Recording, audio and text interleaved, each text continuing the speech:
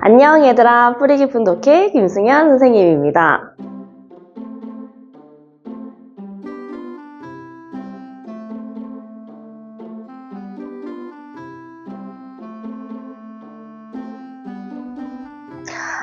자, 얘들아, 우리 지난 시간에는 삼국사기라는 책을 좀 살펴봤습니다.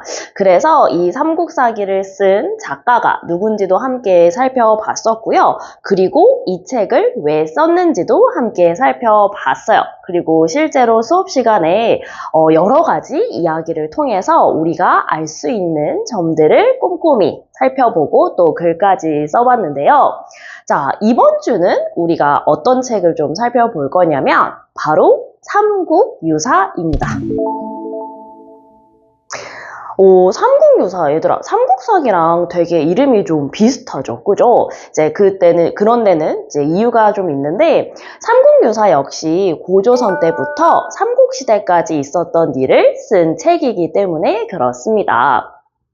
아니, 그럼 선생님, 우리 지난 시간에 배웠던 삼국사기라는 책하고 엄청 이제 비슷한 내용 아닌가요? 근데 왜 또 우리가 읽어야 하나요? 라고 의문을 가질 수 있는데, 살짝 책을 보신 친구들은 이미 알고 있겠지만, 그 내용이 완전히 다릅니다. 그래서 실제로 나중에 가면 얘들아, 이 삼국사기랑 삼국유사의 이제 어떤 차이점이나 아니면 공통점 같은 게 시험 문제에 되게 자주 출제가 되는데요.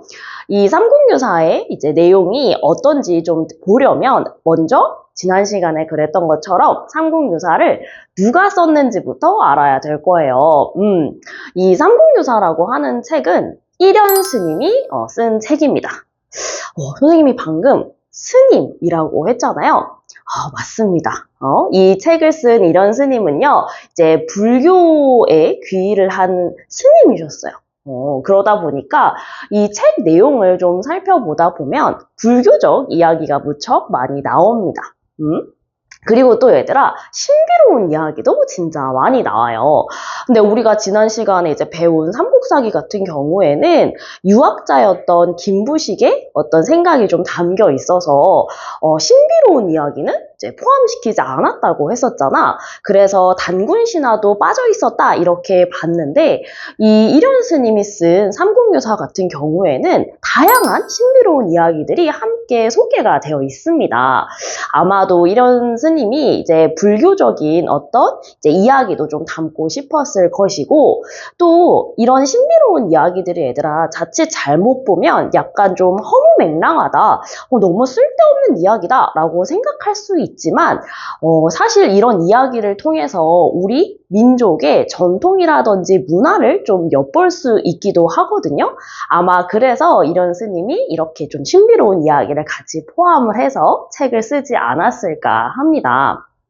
그리고 실제로 그때 당시 이제 일현 스님이 이 삼국유사를 쓸 때는요, 고려가 몽골의 이제 침입을 받았던 때였어. 이제 그러다 보니 시기적으로 정말 우리 백성들이 많은 고통을 이제 받았었는데, 백성들이 약간 위로하는 차원에서 또 재밌고 이제 즐거운 이야기를 같이 쓰지 않았을까 하는 생각도 좀 듭니다.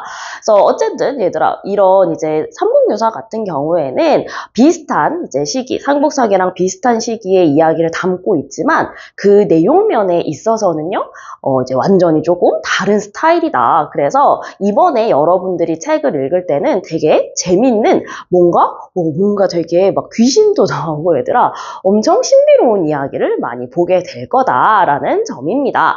하지만 아까 선생님이 이야기했던 것처럼 결코 이 이야기가 너무 쓸데없어, 너무 말도 안 돼 라는 그런 이야기는 아니라는 거예요. 그래서 우리가 이런 이야기 속에서도 이제 배울 점을 찾아볼 수 있고 또 아까 또 선생님이 이야기한 것처럼 우리 민족의 어떤 전통이라든지 문화를 또 엿볼 수 있는 그런 이야기들이 되게 많거든요.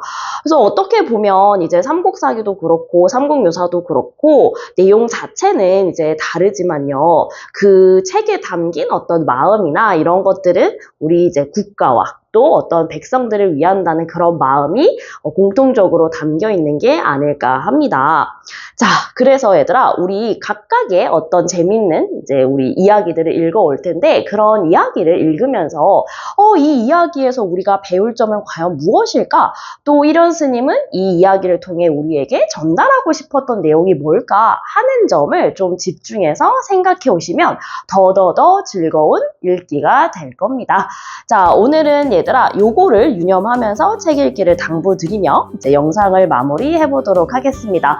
그래서 비법 노트에도 얘들아 비슷한 이제 내용을 쓰는 문항이 있거든요. 그거 근자감 영상 본 거 토대로 해가지고 꼭 꼼꼼하게 써오길 바라겠습니다. 자, 오늘도 영상 보느라 고생했고요. 안녕!